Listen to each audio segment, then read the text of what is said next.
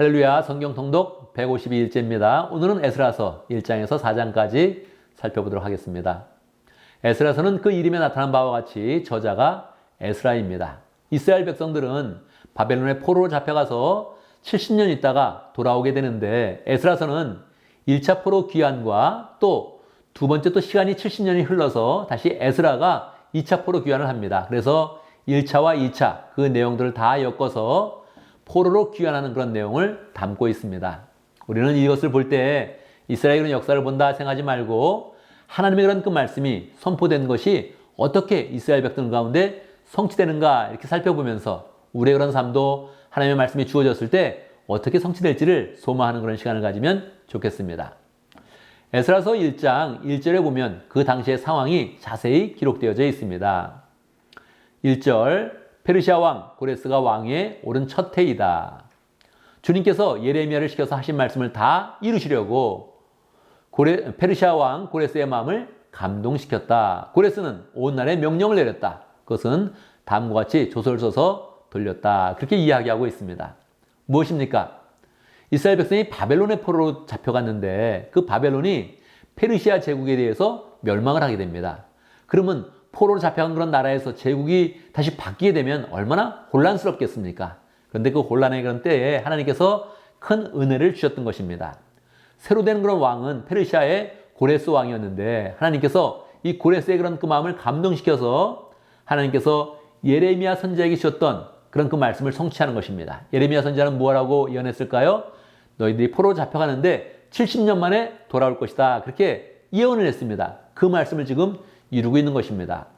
고레스는 왜 이런 조서를 내렸을까요? 고레스의 마음 가운데서는 포로로 데려온 그런 사람들을 다 함께 사는 것이 제국의 안정에 도움이 안 된다는 것입니다. 차라리 그들을 돌려보내서 그들을 속국으로 만들어서 세금을 받고 조공을 받으면 훨씬 더 제국이 안정되고 평화롭게 살 수 있다는 것입니다.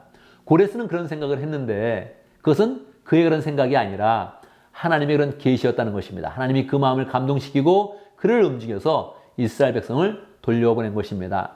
3절의 내용에 보면 참으로 은혜롭게 조서를 내립니다. 이 나라 사람 가운데서 하나님을 섬기는 모든 사람은 유다에 있는 예루살렘으로 올라가서 그곳에 계시는 하나님 곧 주 이스라엘의 하나님의 성전을 지어라, 그렇게 이야기를 합니다.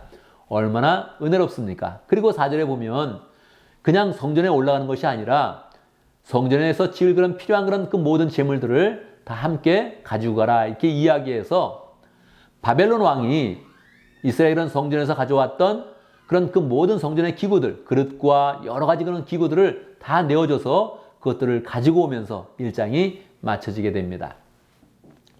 2장에 보면 돌아온 그런 사람들의 이름이 기록되어 있죠. 이것은 에스라의 그런 특징입니다. 에스라는 항상 어떤 그런 상황이 있을 때 계보를 정리하면서 이 지금의 그런 형편이 어려워도 이 모든 그런 사람들은 하나님의 약속의 자손이다. 그것을 항상 명확히 하면서 하나님의 은혜의 그런 그 내용들을 계보를 통해서 나타내고자 합니다. 사람들의 이름을 하나하나 다 기록을 하고 있는데 가장 중요한 것은 2절에 스룹바벨과 예수아입니다. 스룹바벨과 예수아가 맨 앞에 기록이 되어져 있고 모든 그런 사람들이 함께 그들과 함께 돌아왔다 하는 것을 기록하고 있죠. 인원은 약 4만 명이 훨씬 훌쩍 넘고요. 노비까지 돌아왔는데 노비까지 합하면 약 5만 명의 그런 사람들이 이스라엘로 돌아오게 되었습니다.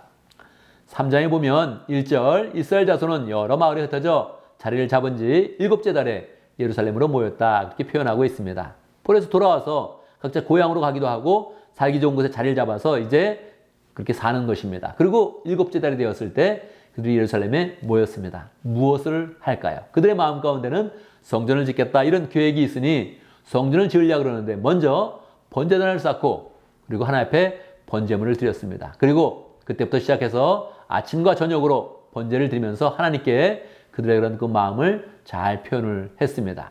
그리고 나서 결국 그러나 드디어 2년 2월이 되었을 때 돌아온 지 이 둘째 해에 두 번째 달이 되었을 때 그들은 이제 성전공사를 시작하게 되었습니다. 성전공사를 시작을 하니까 나이 많은 그런 제사장들은 드디어 성전을 건축하는구나 하면서 아예 통곡을 했습니다. 다른 편에서는 또 성전을 건축하니까 기뻐하면서 하나님께 찬양드리는 그런 그 모습이 어우러져서 멀리서 들으면 통곡하는 소리인지 즐거워하는 소리인지 알 수 없었다, 그렇게 표현을 하고 있습니다. 자, 이제 좋은 일이 계속 이어지고 있는데 4장에서는 어려운 일이 나타나고 있습니다. 성전을 짓는다는 소식을 듣자 북쪽에 있었던 사마리아 사람들이 통지를 해왔습니다. 너희들이 들어와서 성전을 짓는다면 우리도 함께하겠다 이렇게 이야기했습니다. 그런데 사마리아 사람들은 온전히 여호와 하나님을 섬기는 그런 족속이 아니었습니다. 그들은 혼합종교를 믿는 그런 사람들이었죠. 그러니까 이스라엘 사람들이 그것을 받아들일 수가 없었던 것입니다.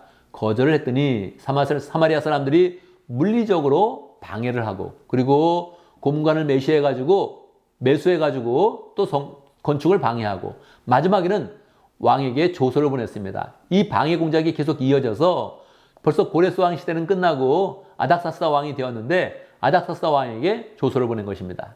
이 유다 민족은 반역을 많이 하는 그런 민족입니다. 이들이 성전을 짓고 성벽을 세우고 나면 또다시 반역을 해가지고 왕의 그런 손으로부터 벗어날 것입니다. 이렇게 이야기한 것입니다.